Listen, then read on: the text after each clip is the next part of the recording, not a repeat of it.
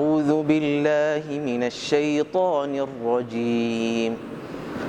وما خلقنا السماوات والأرض وما بينهما إلا بالحق وإن الساعة لآتية فاصفح الصفح الجميل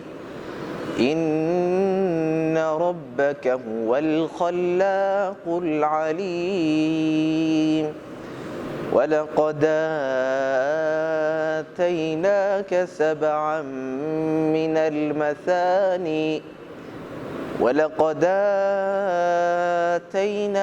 سبعا من المثاني والقرآن العظيم لا تمدن عينيك إلى ما متعنا به أزواجا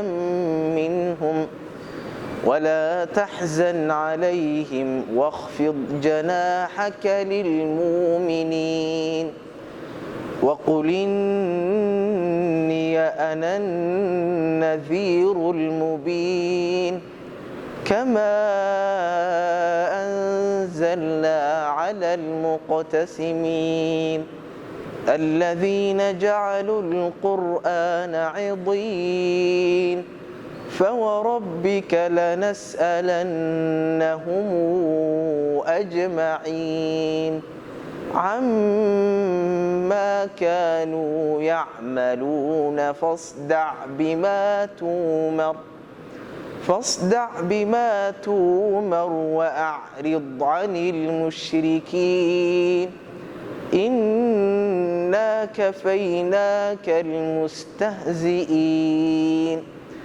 الذين يجعلون مع الله